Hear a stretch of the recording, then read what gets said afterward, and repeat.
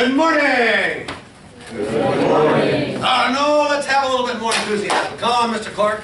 Lead him out, sir. Good morning! Good morning. Now, some students succumbed to consuming adult beverages last night. They decided not to come today. Well, let me suggest to you, it's not to their benefit, it's to their detriment and to your benefit. Because today, our subject, come on in, Mr. Robinson. You're on time. How to stop getting pissed off at other people. How to stop getting pissed off at other people. Now, so to do that, the key is knowing more about yourself. So I'm going to ask you today to embrace, dive in, put your arms around this model on motivation. Because when you do, this model is going to help you manage your emotions. It's going to help you feel better about yourself. It's going to help you feel better about other people and enable you to persuade them. So let's start with my fleeting memory. See how many people I can remember. My goal is to get everybody. Mr. Redfield, Conyers, and Brocky, and Schilling, and this is Spears, and it's coming. This is Rogers, Chin, and Keatley, and even with the hat on, that is Mr. Stratton, and it's Stewart, and that is Griffiths. And here's Mr. Cavendish. And we've got Bales and Driscoll. We've got Yates and Kavanaugh. And now we've got, I got it, man, I got it. It's coming. It's Griffin, Mr. Griffin. This is Keith and Jones and Campbell, Peace, Pointer, Hoffman, Clark, Hong, Robinson. I got it. All right. So how do you stop getting pissed off at other people? First, theory. Well, I left it on the board. No problem. Darwin taught us in The Origin of Species that entities tend to survive to the extent to which they bind stimulus and response. When these two are bound together in the animal kingdom, in the insect kingdom, things tend to survive to the extent to which they don't get eaten. And they can react quickly to stimuli. When the rabbit hears a rustle in the bushes, Stuart, does the rabbit say, I wonder what that is? No! As quick as that rabbit can respond, he gets away from my two dogs. He gets across the invisible fence, my dogs stop at the invisible fence, the deer gets away, the rabbit gets away. And they live to battle another day. This is what keeps things in existence. Except for us. The old caveman brain sits right on top of the spinal cord, right there. It's the one that had that over 100,000 years of development of Homo sapiens has helped your progeny live so that you exist. If not, they would have been killed by some dinosaur or some cheetah and you wouldn't exist because the DNA would have stopped.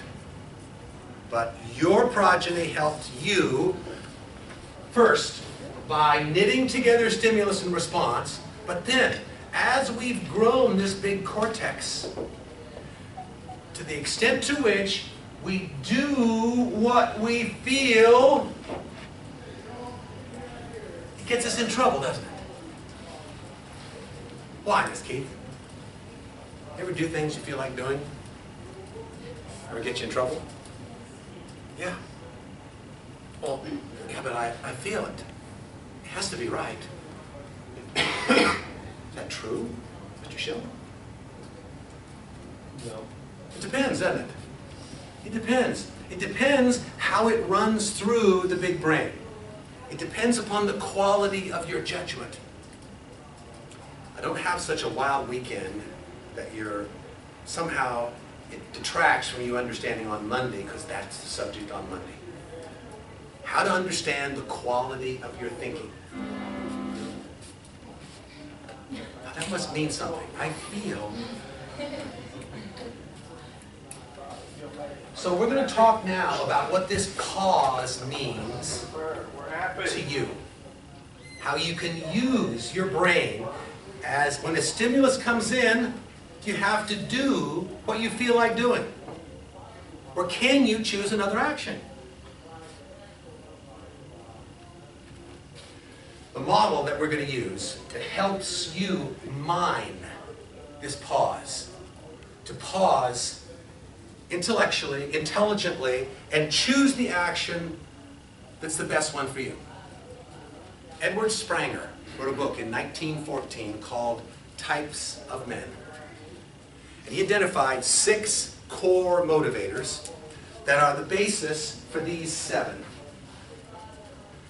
Recently, one of my colleagues has broken out one of Spranger's motivators into 2. He's disaggregated into 2 that helps even better someone understand what drives them.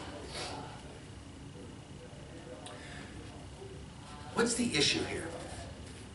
If we don't have a system like this, and we engage with someone who's different, you're motivated differently than I do. And when I hear you, when you're passionate about something that I don't give a damn about, how does it make you feel? Not good. He doesn't care about me. He's not listening. I don't like him. And if I don't understand how you're motivated, yet you're talking about something I have no interest in, I think, oh, that guy's weird. Why should I talk to him? Now, it's okay, maybe, when you're in college. But what happens when you're in the work world? And you're on a team. You're all going to be working on teams. You're on a team, and Mr. Wakefield's on your team. Or Mr. Cavendish is on your team. And you're this way, and they're that way, and he's that way. How do I handle my role in a team if I don't like my teammates? Mr. Robinson? I guess you adjust to a style that can work for everything.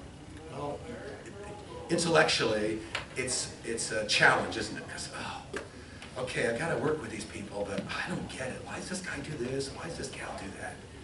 You come home, and your girlfriend or your wife, and you think, jeez, how am I going to work with these people? They are so weird. Unless you understand the structure for how people are motivated. Then when you apply this structure, click, click, click, click, click, click. Oh, I get it. That's our goal today, to give you the structure. And tonight, as you're out, enjoying a few adult beverages with your friends, this is not something, behavior is not something you can see, but you can hear it. You can understand it. And once you do, then that should adjust how you respond to another human being. If the intent is to persuade. You see, persuasion is not about you, this piece. This pointer is not about you. It's about the other person. Now, we think it's about us, like, I want to persuade you because I want to get something. But the link to that is me understanding you. Understanding what your needs are. What benefits I can supply to you that'll fulfill those needs. When I can do this, there's the opportunity for me to help you meet, fulfill those needs. Edward Spranger identified these 6 core motivators. What I want you to do is turn to page 28 in your profile, in your assessment results. Now, Mr. Clark, let me tell you what we've got here. We've got 3 rectangular boxes together on these 7 motivators. if you were looking at your report, you would see that the box on the left is yellow. The box in the middle is blue. The box on the right is green. Yellow means indifferent. Blue means moderate. Green means passionate. So this is a scale of passion to indifference. When I talked to one of the females in my 9-10 class, and she said, "Oh, I'm just so high in this one. That's horrible." I said to her, "No, it's not bad to be high or low. It's what you do as a consequence could be bad or good. Are you using this to get what you want? To help someone else get what they want?" What you see on that graph are these boxes, and then I've abbreviated each of the seven motivators. And let's go from top to bottom and begin to understand how these will help you understand you, begin to differentiate you from others. Stop getting so pissed off. Number one.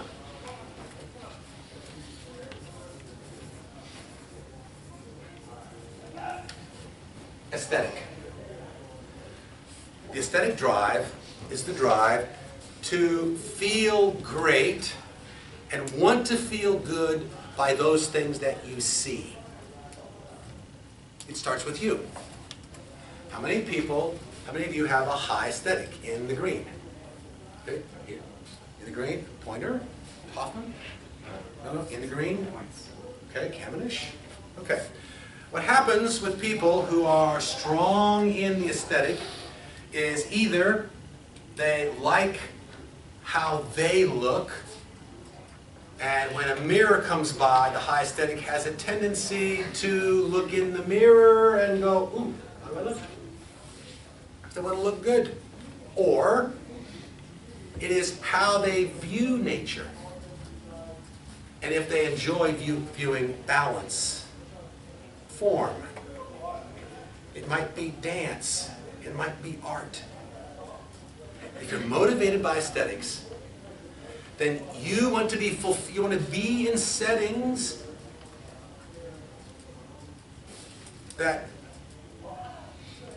help you feel good as a person. You want to fulfill that aesthetic drive. If you're looking for a car,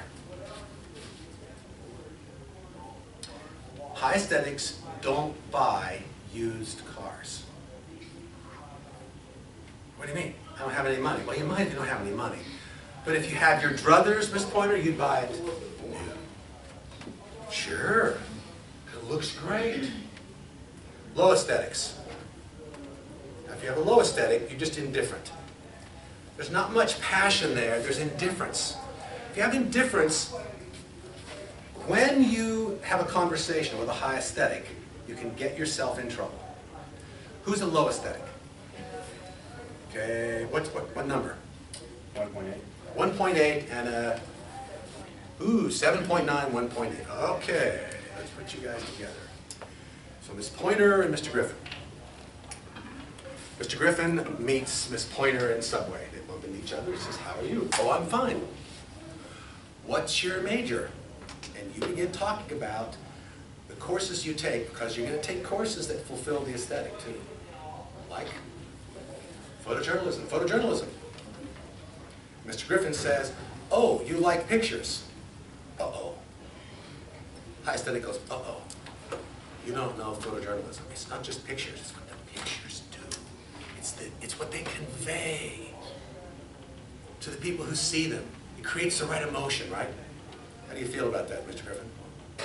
About pictures, or? What about this whole notion of photojournalism?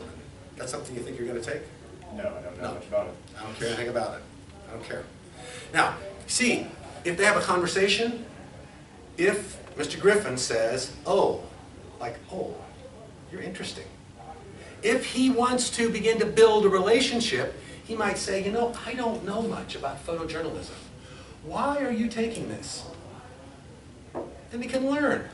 If you don't, if you have low aesthetic and you simply erase from your friends, all the people who are high aesthetics, you will not live as good a life as if you allowed that to influence you. But if we don't have a structure like this to things that are different from us, we just do this. And we tend to look for those things that satisfy the things that we like. Right? All right. Questions at this point?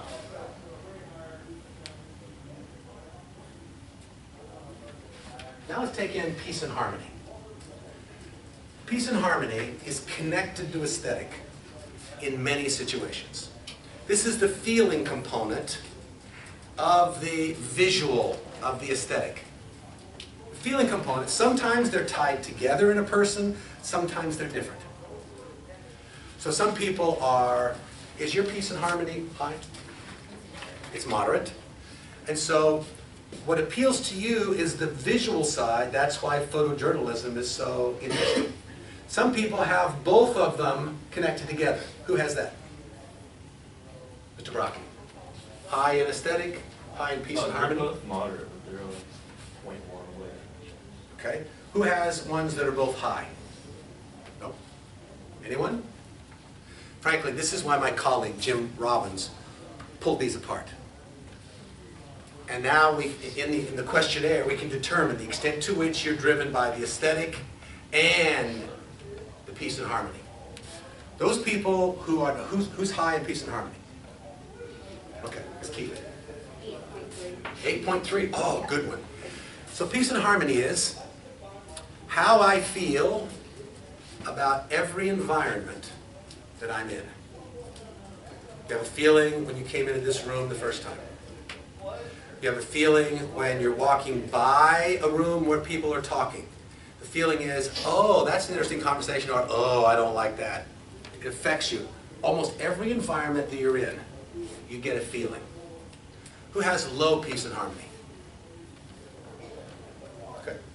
Mr. Griffiths, how low? 2.4. 2.4. This conversation I just had with Ms. Keatley, how'd that resonate with you? I didn't really understand that. I don't get it. I mean, you feel something when you come into a room? How's that? Well, don't you? No. Oh, he must be weird. See? The emotional differences between people are when people are opposites in a particular motivator. I've learned this because I'm married, a massive aesthetic. I'm a low aesthetic. I make mistakes all the time. It's not, I don't get it. But what happens is my life has been enriched because when she points out things, when it's snowing and when snow comes down at a certain level, it looks beautiful. Sorry, I don't see that unless it's pointed out. Oh yeah, I see it. My life's richer. Now, if I didn't have this and I just said, well, you're weird, we would have ended the relationship 26 years ago. As it occurs, my mom is the high aesthetic. So this is it. Like, oh, I get it. I don't have much, but I appreciate those that have it. Questions on these two?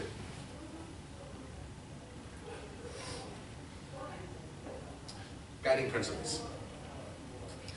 Every person constructs for themselves a list of principles upon which they base their actions.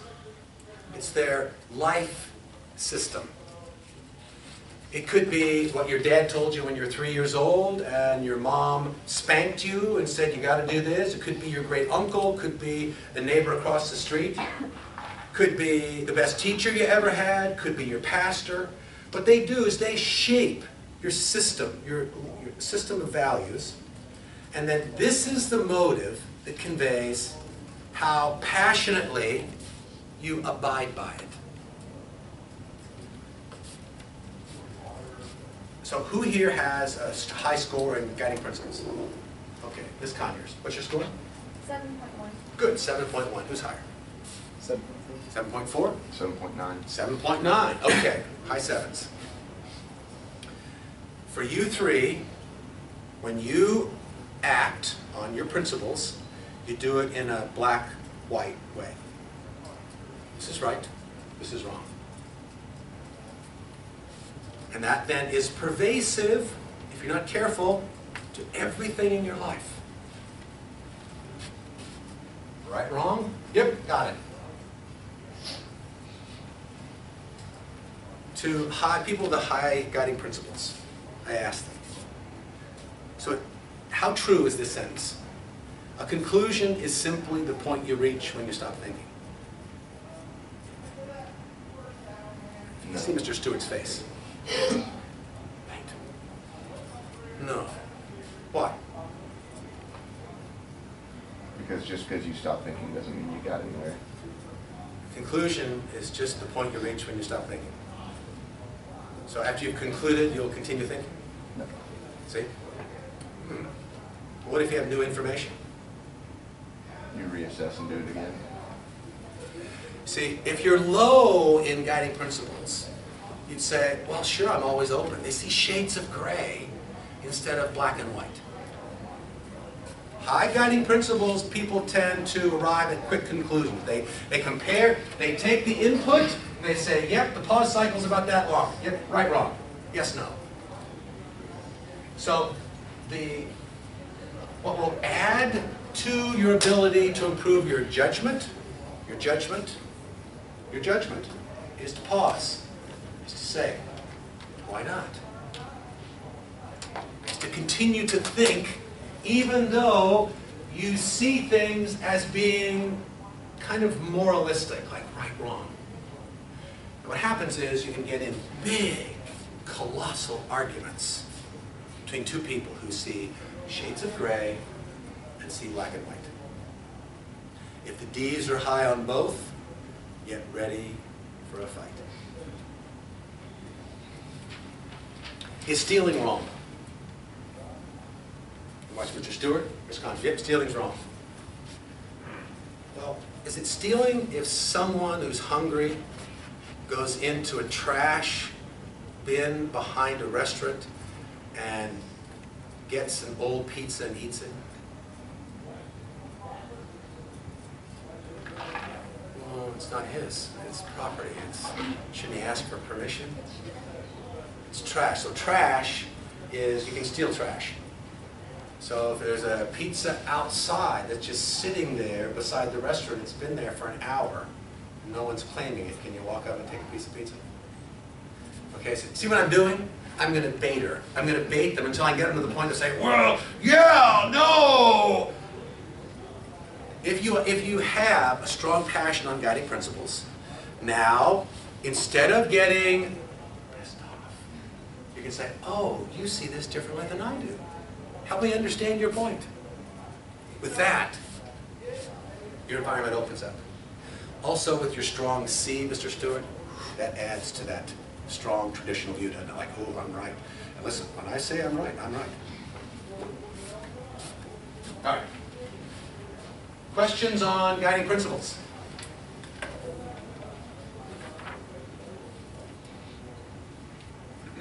Let's do return on investment. Last one. Return on investment is the drive to always get the highest return on resources, time, energy, or it is for me to make money, or both.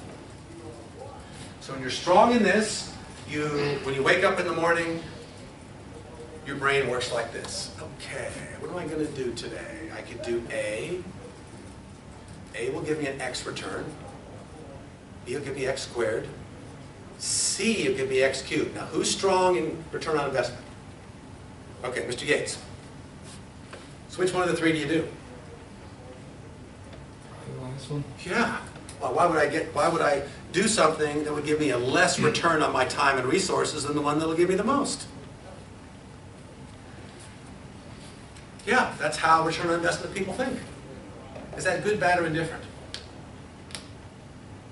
Just them. Now, the rub is, when someone you meet has low return on investment and high peace and harmony. So let's pick a couple up. Let's define this one. This is fun.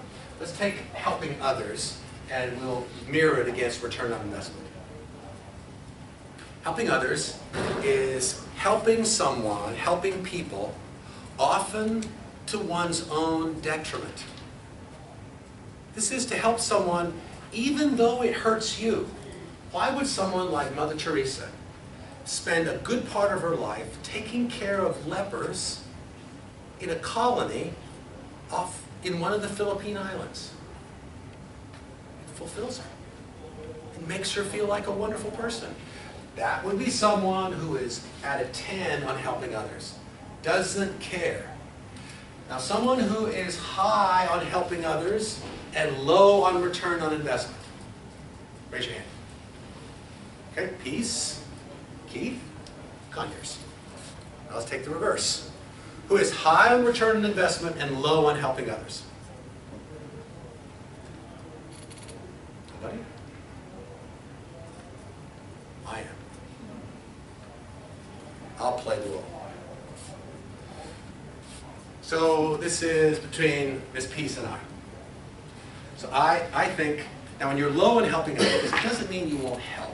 What it means is, you ask yourself, is this person, are they already helping themselves? If they're already helping themselves, then you'll help them. If not, stay away. Story. I'm in Chattanooga years ago. And I got my suit on, going down to a Merrill Lynch office, walking down the street. The guy gets between me and Mr. Kavanaugh. Raises his shirt. He says, "Oh," he said, "I'm so hungry." There's this jagged scar. He had open heart surgery, and the surgeon must have not done a good job because it's jagged and ugly. And so I walk up to the guy and I said, "How you doing?" He said, "Oh man, I'm really hungry." There's a McDonald's right there. I said, "Come on, I'll buy you a burger." He said, "No man, can I just have the $5? Low, helping others? Nah. Although I like your sales pitch. So I stopped, watched him. Next person. "Oh, I'm so hungry." He was selling. He was trying, that was what he was doing to make money. Now, as I say that, how does that make you feel? No. But he was probably hungry, but he wanted money, but what you might have done in that situation, you might have said, "Okay, I'll help you." I would have just went into McDonald's and gotten the meal and bought it to him. That's what I was going to do. That's what I was going to do, really. "Come on, I'll buy you a burger." But when he told me he just wanted the money, I said, "Nah, come on, get somebody else." So people who are high in helping others and low in return on investment, they will give away the rent money. Because if you need it more than I do, here, it'll help you. Other people who are high in return on investment and low in helping others. This is the difference between the conservative and the liberal. See? Can a conservative persuade a liberal to change? Can you change how you're motivated? Can you change? Can you change how you're motivated? No. So our beliefs, our political beliefs, are a product of how we're motivated. So why should you argue about politics? It's just for fun, but you're not going to change the other person's mind. If they're political views, and they're a product of what drives us. So when we have a conversation with someone who's driven differently than we do, we can ask questions, and instead of castigating, instead of saying, "Boy, you're weird," we can say, walking into a flower garden, "No, I only like roses. And frankly, I think that dahlias or peonies are weird. Doesn't make any sense. With this structure, now we can walk up to anyone and begin to understand what motivates them if we can just listen to the right things. Knowledge and discovery. Knowledge and discovery is the drive to learn. When you're in the green, when it's passionate, you like to learn a lot about one thing, to know everything there is about one subject, or you tend to want to sprinkle. You want to know a little about a lot. So here's who's high in knowledge and discovery. Rocky? Okay, Mr. Hoffman.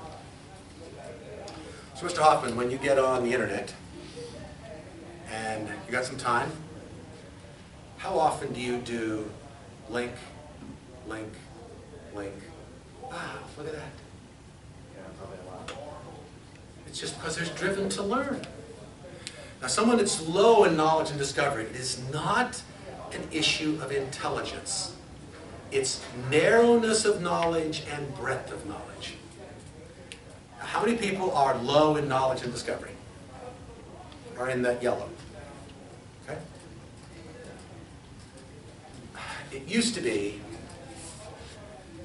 the assessment I used to use was not as accurate as this one, but it conveyed, and I used to have this conversation with my classes, especially those students who are educated in Kentucky public schools, that because of how you're educated to pass a test and not to learn, it reinforced low knowledge and discovery.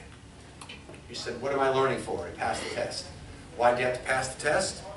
Well, when you were in middle school, it was so the middle school could compete for awards as a school. Had no impact on you, right? It was a horrible, unbelievably bad system that, frankly, I had a big hand in getting abolished. Long story. Maybe I'll tell you one of these days, but we got that SOB out. Because the purpose of high school, middle school, college is to learn. Is to learn broadly. So guess what motivates me the most? You just heard it. This knowledge and discovery gets me like that.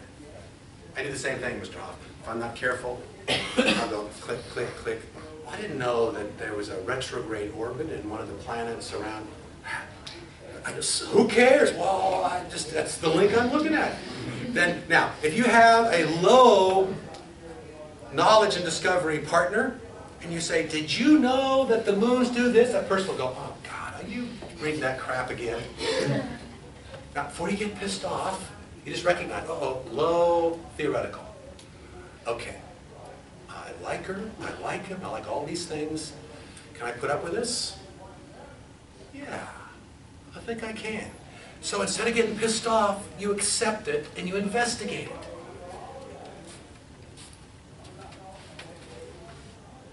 Leadership. Leadership is the power drive. Every person in Frankfurt, every person in Washington, D.C., literally, if they're involved in the political process, they are passionate about being a leader, rising to the top, getting someone to vote for me, vote for someone else. This is their whole life, is pushing themselves forward and rising to the top or leading other people. How many people are strong in leadership? Okay. Who's low in leadership? So let's take Mr. Hoffman and Mr. Griffin. Mr. Griffin says to Mr. Hoffman, say, I've got a group together and we're going to talk about why some issue. And you're getting people together because the Western needs to do this, and we've got to get people together because it's the right thing to do, blah, blah, blah. And Mr. Hoffman, will you help us? Maybe. Well, like, what are we going to do? What I want you to do is form a committee. Nah, I don't do that. low leadership says, no, I just don't like to do that. Can you push on a rope and get somewhere? You can't? You ever pushed on a rope? You can't get anywhere. But that's like if you're high and you try to push someone who's low in how you're motivated, you won't get anywhere. Unless you can go through how they are motivated. Who wants to be a guinea pig? Mr. Yates. Give me your scores from top to bottom, sir. 1.0, 4.8, Oh, that's above one. 3.2. Is that below the line? It's like right on the middle. Got it. 6.4, 9.5, 2.7, and then 7.4. What drives Mr. Yates? Number one, he wants to do something important in his life. He wants to rise to the top. Hates not being number one, right? He's joined organizations partially because he wants to be a part of it, but partially because he'd like to lead it. He likes being in charge. And he'll only select those in which his actions, his return on investment actions, will lead to him being successful. If he can determine what's done that helps him get to where he's going, then he'll join. Have you ever left an organization if they wouldn't let you lead? Has your interest waned in an organization if they wouldn't let you do something you thought was important? Yeah. Why? Well, because he's so driven to lead. Now, one of the things that unintentionally that you're going to struggle with, when the leadership is stronger than the return on investment, you will take a job that you're sure will make you money in the future, but you'll take a lower paying job now in order to potentially fulfill that. Ever done that? Yeah. Gotta be careful. See, if you understand how you're motivated, then you can say, now wait, what are you going to pay me? And so consciously, cognitively, you say, what's this going to pay? And you force yourself to use your intelligence to say, that's not high enough. Even though this guy, the stimulus is to be in charge. Ooh, I want to do that. Oh, think first. So modestly driven by knowledge and discovery. So we could say, to summarize, your basic motives, basic motivation. Mr. Yates believes that the more he learns, the more he earns, the more it will take me to my future. Make sense? Yeah. Am I putting words in your mouth? Pretty much. Now, that's a good description of how you're motivated. If you'll take your top 2 or 3 motivators and think through them, they'll define why you do what you do about 80% of the time. Now, indifferent. Indifferent to peace and harmony and aesthetic. Modestly indifferent to helping others. In fact, Mr. Yates, I've been working with these models for 25 years. And I've been working with salespeople and sales organizations for about 20 of those years. And this profile since 1990.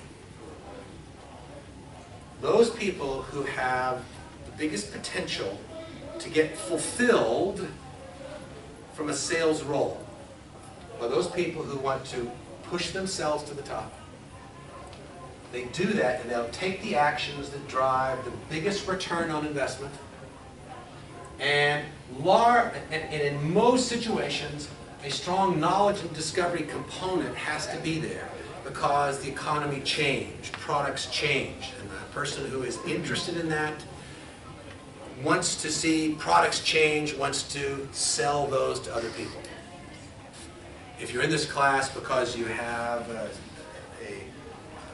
you felt that you might want to sell for a living, the answer is yeah, because that's how you're motivated. Now, can other people sell for a living successfully and not be motivated like this? Yes. Everybody needs coaching, and to understand how you're motivated in the sales role is to understand what you need to be really effective. So a coach who knows this, who applies this, can really help you counteract your emotions. Questions? Still got some time, don't we? Good. Mr. Robinson. What does it mean if like all of your... Here, let's do yours.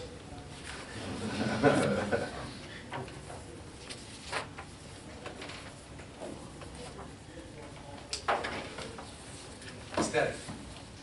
6.1.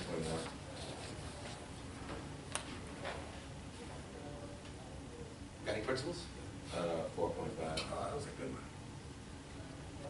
5.4. 4.2. 4.6. 6.2. 4. Mr. Robinson is a very flexible fellow. He is, now he's just inside himself. It's difficult to compare how you feel versus somebody else feels because like, how do you do that? Well, this is the model that helps. So what happens is you are modestly motivated in terms of you're kind of passionate, but what you have the capacity to do is to really understand other people without getting pissed off, right? You find it's easy for you to relate to lots of different people, and they kind of like you. So he's driven by the peace and harmony and the aesthetic are both pretty strong. So this model, this one you can relate to.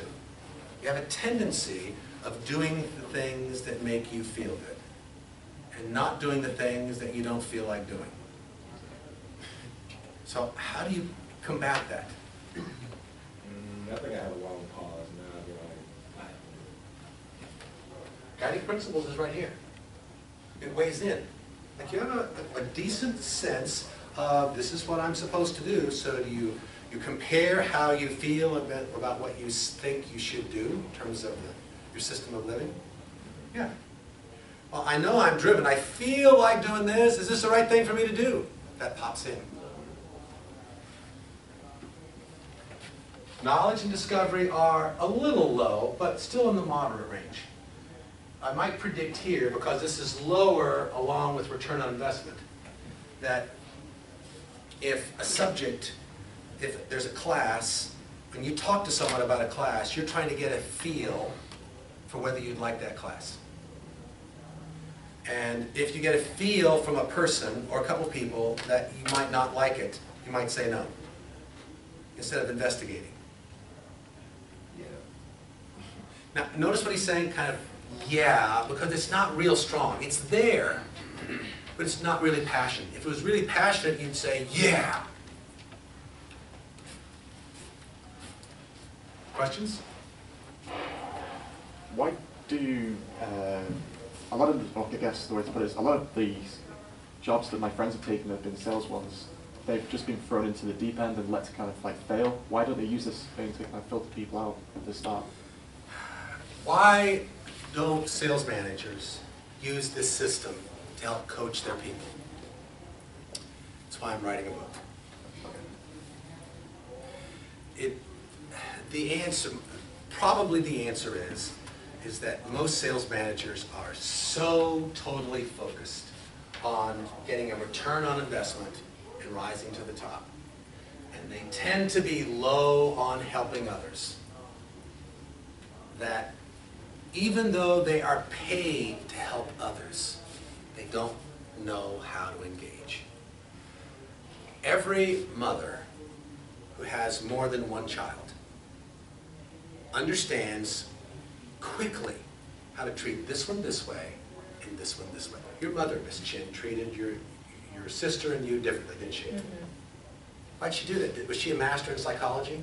No, she figured it out. It's trial and error. But see, a sales manager who is promoted into the position and now has 19 people to manage,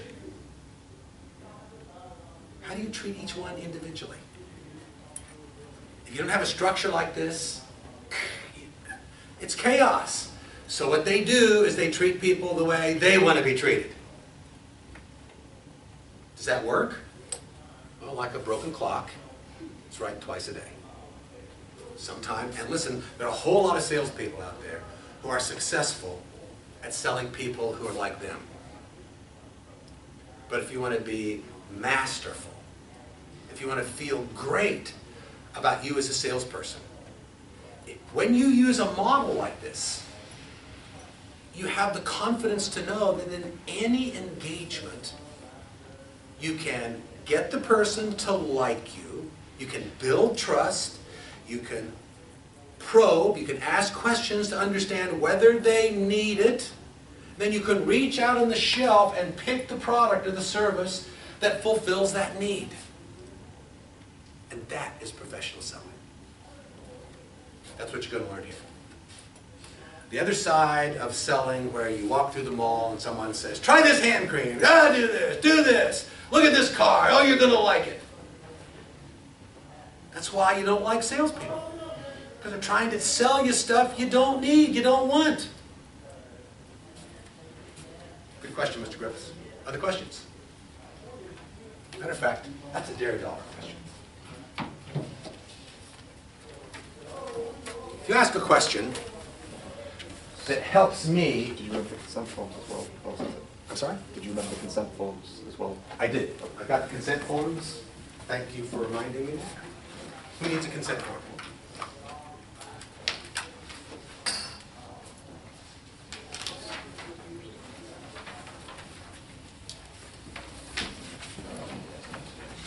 Thank you. Anyone else need a consent form? That's what you passed out the first day.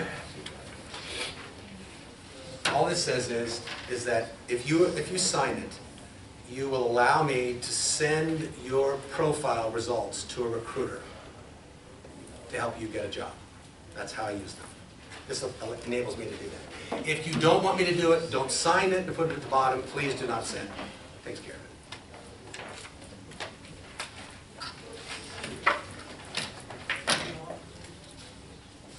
We have 3 more minutes, right? Class ends in 8 minutes. Good. Who else wants me to help them understand their motivators?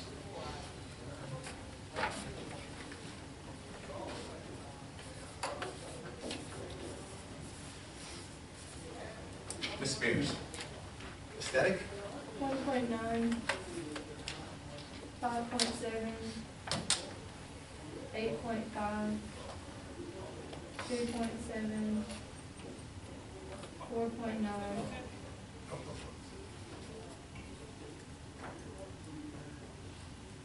6.3, and 5.0. So what drives Miss Spears? Now, let's see. Mr. Griffin, Yes. tell me. Helping others. Very strong. And where is return on investment? About midway. So what motivates her is helping others and modestly. We've got guiding principles, and here we've got peace and harmony. So in situations where you can help someone and it resonates with you that this is the right thing to do, and you can feel it. You can feel that it's the right thing to do to help someone. That fulfills you. Why is this important to know? What's your major? Marketing and sales. So if I'm going to get into a sales role, I want to get into a field where I can really help others. And because your return on investment is moderate, the whole idea of selling something to someone that doesn't help them is something that hits you deeply. Like, I would never do that. Yeah, that's why I've been a little worried about it. About this class, like, are you going to try to help me? Am I going to have to manipulate people? Like, ooh, I would never do that, right? The answer is no. I'm not going to teach you how to manipulate. I am going to teach you how to identify whether they have a need that will be fulfilled by whatever you are offering. If they do, then you make a presentation. If not, don't do it. That's what professionals do. You should look to sell in an environment where people who are buyers are driven by helping others. Insurance, healthcare. Both environments where lots of people there want to be helped, need help. And the nonprofit world is interesting to you. The nonprofit world is focused on helping others and not necessarily money. But if you apply the principles that I'll teach you, and you want to be paid, but you just want to be paid as long as people are really being helped, and the product is the right product. I mean, there's a decent notion of you of doing the right thing by people. That's that guiding principles. Questions?